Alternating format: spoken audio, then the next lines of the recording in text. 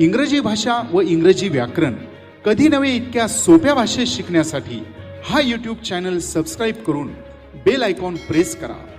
Hello friends, today we are going to see how to use if dash dash not in the given sentence. म्हणजेच दिलेल्या वाक्यात if dash dash not कसा वापरावा हे आज आपण बघणार आहोत. यासाठी देखील आपल्याला फक्त दोन अगदी सोप्या नियमांचा उपयोग करायचा आहे. नंबर 1, वाक्यातील अनलेस काढून त्या जागी if लिहावा आणि नंबर 2, त्या उपवाक्यातील साह्यकारी क्रियापदानंतर नॉट लिहावा. तर या दोन नियमांचा उपयोग करून कसं आपण दिलेल्या वाक्यात इफ नॉट वापरू शकतो यासाठी फर्स्ट सेंटेन्स पहा. Unless Anil is a perfect lawyer he will not win the केस.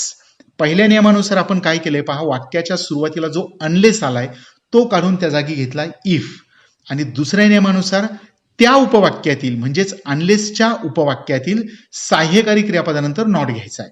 तर अनलेसचं उपवाक्य म्हणजेच अनलेस पासून कॉमा पर्यंतचा जो भाग आहे त्यातील जे साह्यकारी क्रियापद आहे त्यानंतर आपल्याला नॉट घ्यायचा आहे. तर साह्यकारी क्रियापद काय आहे पहा या अनलेसच्या उपवाक्यात. तर आपल्याला साह्यकारी क्रियापद ओळखण्यासाठी इंग्लिशमधील सर्व साह्यकारी क्रियापदांची माहिती असणं आवश्यक आहे. तर आपण इंग्लिश ग्रामरच्या पहिल्याच पार्टमध्ये इंग्लिशमधील सर्व साह्यकारी क्रियापदं and the essential information about those helping verbs बघितलेली आहे. तर आपल्याला इंग्लिश ग्रामरच्या कोणत्याही ट्रान्सफॉर्मेशनसाठी वाक्यातील साह्यकारी क्रियापद ओळखणं हे अत्यंत आवश्यक असतं आणि ते साह्यकारी क्रियापद अगदी सहजपणे कसं ओळखावं आणि जर नसेल साह्यकारी क्रियापद तर काय वापरावं ही माहिती त्या पार्टमध्ये आपण पाहिलेली आहे. तर त्या पार्टची लिंक डिस्क्रिप्शनमध्ये दिली जाईल. तो पार्ट देखील आपण आवर्जून पाहावा कारण ती माहिती आपल्यासाठी अत्यंत महत्वाची असणार आहे. बघा, या उपवाक्यात साह्यकारी क्रियापद काय आलेलं आहे यासाठी आपण इंग्लिशमधील सर्व साह्यकारी क्रियापद रिवाइज करून पाहू. am, is, are, was, were, do, does, did, have, has, had, shall, will, can, may, should, would, could, might, must, used to, ought to, need आणि dare. तर यापैकी या अनलेसच्या उपवाक्यात साह्यकारी क्रियापद काय आलंय अगदी सहजपणे आपल्या लक्षात येईल की इज हे साह्यकारी क्रियापद आलेलं आहे. तर दुसऱ्या नियमानुसार या इज साह्यकारी क्रियापदानंतर आपल्याला घ्यायचं आहे नॉट.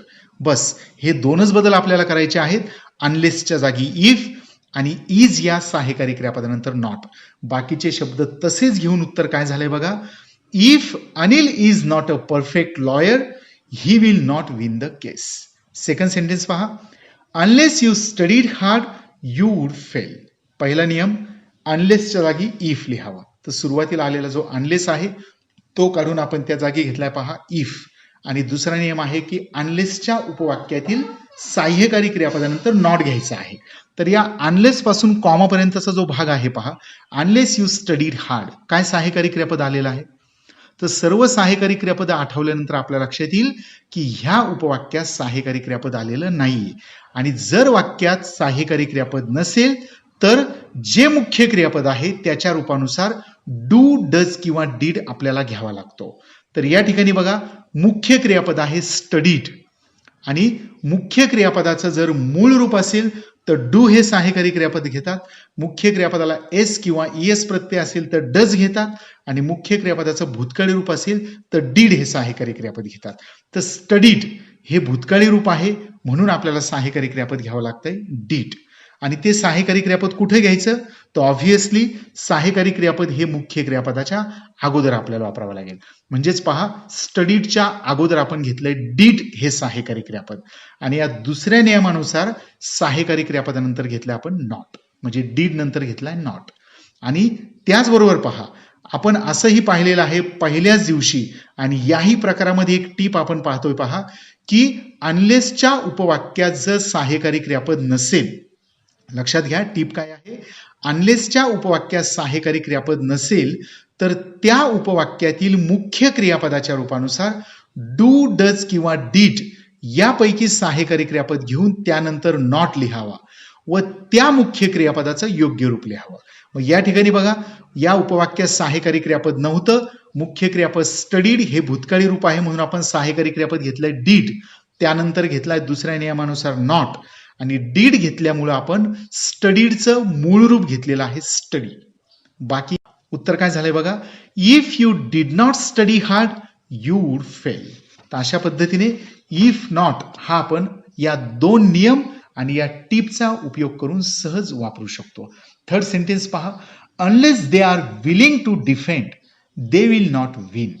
पहिला नियम अनलेसच्या जागी इफ घेतलाय आणि दुसरा अनलेसच्या उपवाक्यातील सहाय्यकारी क्रियापद जे आहे आर त्यानंतर घेतलाय नॉट. बाकी काही बदल नाहीये. उत्तर झालंय if they are not willing to defend they will not win. त्यानंतर फोर्थ सेंटेन्स पहा, the world cannot be fair to us unless we are fair to them. पहिला नियम आहे अनलेसच्या जागी इफ लिहावा. या ठिकाणी बघा अनलेस हा वाक्याच्या मध्ये आलाय तर तो अनलेस काढून त्याच जागी आपण घेतलाय इफ आणि अनलेसच्या उपवाक्यातील म्हणजेच अनलेस पासून पुढच्या भागातील सहाय्यकारी क्रियापदानंतर नॉट घ्यायचा आहे. तर सहाय्यकारी क्रियापद आलेलं आहे पहा वी नंतर आर, तर आर नंतर घेतलाय नॉट. हे दोनच बदल केलेत, अनलेसच्या जागी इफ आणि आर या सहाय्यकारी क्रियापदानंतर नॉट. बाकीचा भाग तसाच घेतलेला आहे. उत्तर झालंय पहा the world cannot be fair to us if we are not fair to them. Fifth sentence आहे we shall not go there unless the weather is fine. अनलेसच्या जागी इफ घेतलाय आणि त्या उपवाक्यातील सहाय्यकारी क्रियापद जे आहे इज त्यानंतर घेतलाय नॉट. उत्तर झालंय we shall not go there if the weather is not fine. Number 6, unless she behaves she will have to find another job. तर पहिल्या नियमानुसार पहा आपण काय केलेलं आहे, अनलेस काढून त्या जागी इफ घेतलाय आणि अनलेसच्या उपवाक्यातील सहाय्यकारी क्रियापदानंतर दुसऱ्या नियमानुसार नॉट घ्यायचं आहे.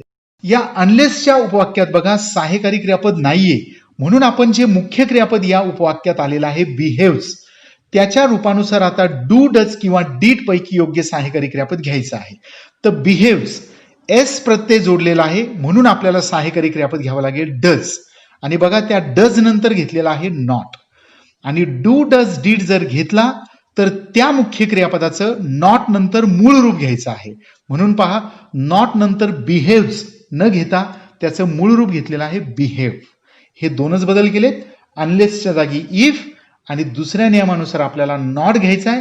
सहाय्यकारी क्रियापद नव्हतं, बिहेव्स एस प्रत्यय जोडलेला आहे म्हणून डज हे सहाय्यकारी क्रियापद घेतलं, त्याच्यानंतर लिहिलाय नॉट आणि डज घेतल्यामुळे बिहेव्सचं मूळ रूप घेतलं बिहेव. उत्तर झालं if she does not behave she will have to find another job. And the last sentence पहा, they will be angry with you unless you invite them. याचं उत्तर लिहिताना पहा पहिला जो नियम आहे की अनलेसच्या जागी इफ लिहावा. अनलेस या ठिकाणी वाक्याच्या मध्ये आलाय तर तो अनलेस काढून त्या जागी घेतला इफ आणि दुसरा जो नियम आहे की अनलेसच्या उपवाक्यातील सहाय्यकारी क्रियापदानंतर नॉट घ्यायचा आहे. तर अनलेसचं उपवाक्य जे आहे पहा यू इन्व्हाइट देम या सहाय्यकारी क्रियापद नाहीये म्हणून जे मुख्य क्रियापद आहे इन्व्हाइट त्याच्या रूपानुसार आता आपल्याला डू डज किंवा डीड घ्यावा लागेल. इन्व्हाइट मूळ रूप आहे म्हणून आपण घेतलाय डू आणि त्या डू नंतर घेतलाय दुसऱ्या नियमानुसार नॉट आणि डू घेतल्यामुळे नॉट नंतरच्या क्रियापदाचं मूळ रूप घ्यायचं आहे. तर दिलेल्या उपवाक्यामध्ये इन्व्हाइट हे मूळच रूप आहे त्यामुळे नॉट नंतर सुद्धा तेच मूळ रूप घेतलेलं आहे. बाकी बदल काहीच नाहीये.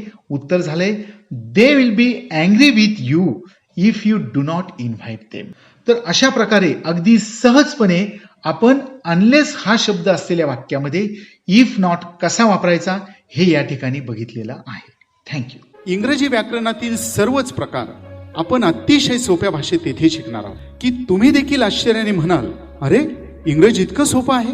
हो, सर्वांसाठीच घर बसल्या पूर्णपणे मोफत इंग्रजी भाषा व इंग्रजी व्याकरण कधी नव्हे इतक्या सोप्या भाषेत शिकण्यासाठी हा यूट्यूब चॅनल सबस्क्राईब करून बेल आयकॉन प्रेस करा व आपल्या जवळच्या व्यक्तींनाही या सुवर्ण संधीचा फायदा घेऊन इंग्रजी शिकण्यासाठी प्रेरित करा.